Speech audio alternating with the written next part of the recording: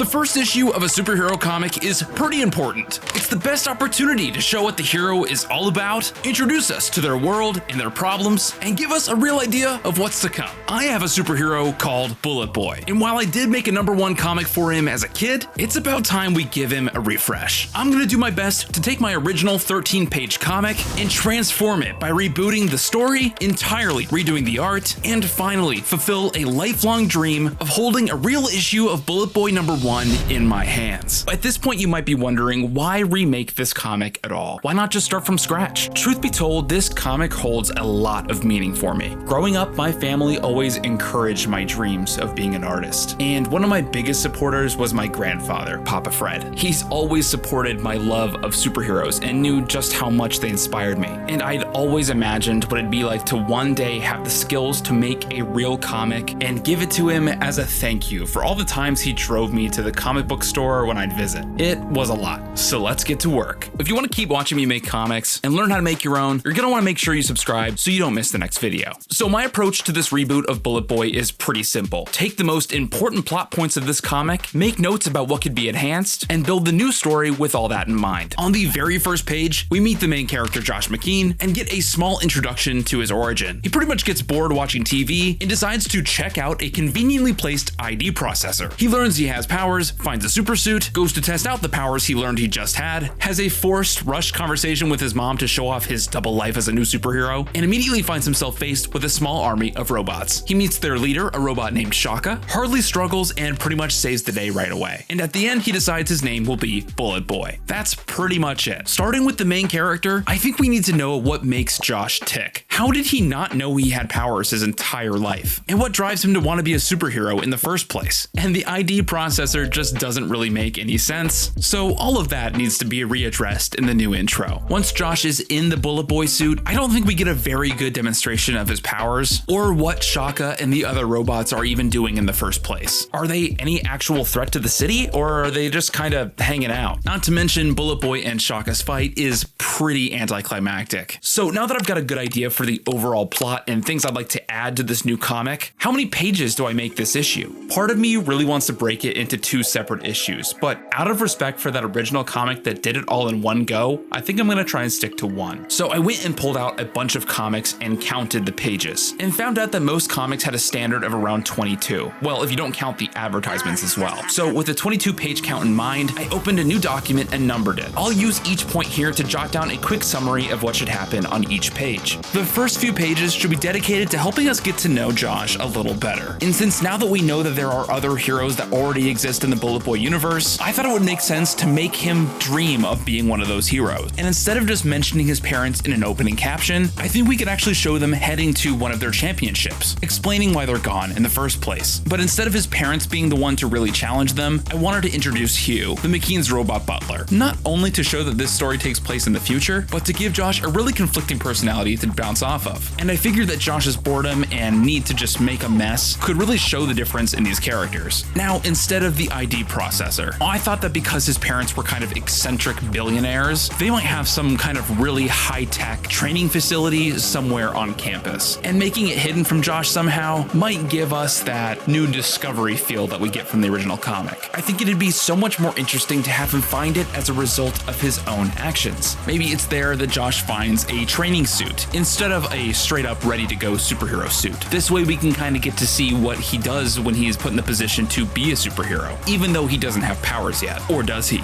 This is a perfect segue into introducing Shaka, the villain of the issue. I do think I found a way to make the inclusion of Shaka in this issue more integral to the story, and by the very end positions them for a very high-stakes battle that ends the comic on a high note, giving Josh an opportunity to be the hero he really wanted to be. The next step is to thumbnail these pages. So I opened a new canvas and made 22 little rectangles to represent the pages and started scribbling little rough sketches to overall help me get a better idea for the flow of the comic. This is a super important stage, especially because I decided to not write a script for it. Instead, I decided to jot down little notes of what should happen on each page and maybe a little idea of what each character would say. Working in these small little rectangles gives you a lot more freedom to be kind of rough and sketchy. Ideally, no one else is looking at these besides you if you're drawing it. That way, if you mess up or change your mind, it's very easy to go back and kind of change your ideas very quickly. My plan is to just take these thumbnails into a full document and use them as my first sketch layer. Once I was done with the thumbnails, all I had to do was do the final art. I wanted to make sure the art style stayed fairly simple, because for any comic, you're going to be drawing your characters over and over again. I should also mention that I took the time to design these characters off screen, and for characters like Shaka, I just made small improvements in this comic to make drawing him repetitively a lot easier on me.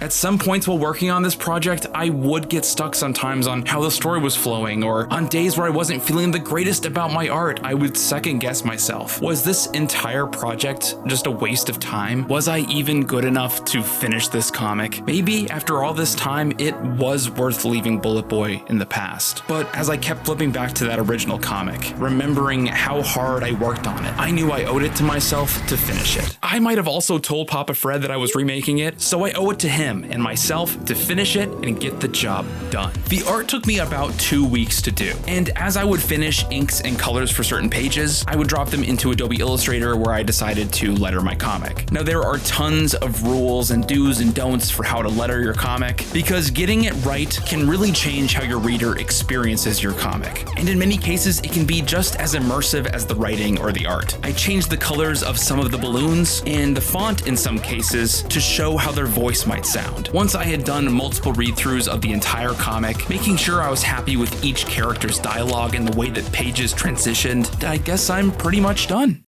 Oh, I completely forgot the cover. Comic covers are a pretty big deal. I mean, that's the first impression you have to get a reader interested in your story. A lot of times, they prominently feature the main character and try to give you a pretty good idea of what to expect from the story and art inside. Now, this was a difficult choice, because I had ideas for two options. One that was primarily a close-up on Bullet Boy, and one that would show the threat that he would face in the comic. There are real pros to each. I ultimately decided A was the best way to go for the first issue, because as it's the first time we're really getting to see the character, I wanted him to be the primary focus. Future issues will definitely show Bullet Boy facing whatever the threat is for that issue, which should be a lot of fun to do.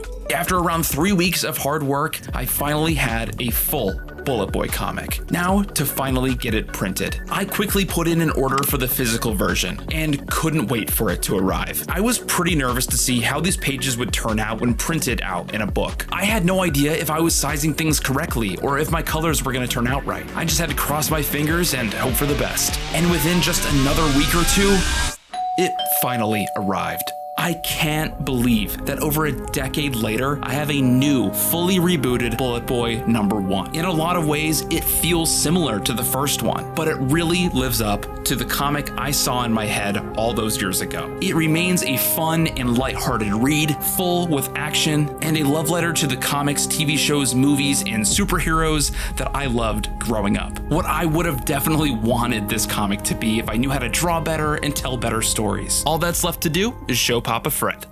Okay, so now you got Bullet Boy into a full comic. It's definitely way different from the first one. Of course, the whole theme is more sophisticated. But you can see the first edition was pretty minimal, and it's developed into this. So in the issues to come, we're going to find out how, as he grows older, he'll get more sophisticated and knowing how to use these powers. And he can use them for good, or he can use them for evil. He has a choice. You're just assuming that he's going to use them for good. Why can't he team up with the robots and take over the city? I want to know what this kid decides. Anyway, I think it's really cool. You have to send one to me, and it'll be interesting to see what people think about it. It's really inspiring to me to see just how far I've come over the years. And while the original comic doesn't have the greatest story or the best or most original art, I'm still really proud of my younger self for making it. Because at the end of the day, it's a comic for my original story. And good or bad, I actually finished it. And that's pretty hard to do sometimes. We gotta make comics for fun, to create worlds and characters that we have fun sharing with one another. So whether you're drawing your comic on paper or on a digital tablet, we should all be proud of the fact that we're one step closer to bringing that world from our imagination into the real one somehow. It's kinda cool. You can read Bullet Boy #1 on my website, XanderFlicks.com. I've even made physical copies available. I was only able to do a small run for this first batch, and if you want, I'll even sign it for you. So get them while you can. After After you've read the first comic, I'd be happy to know what you think. And now I've got to get to work on issue 2, a comic that there is very little blueprint for. All I know is that a Voyager is coming soon. I'd love to hear all your thoughts and theories down in the comments below. And if you can't wait for more Bullet Boy and want to learn more about his universe, watch this video right here. See ya in the next one.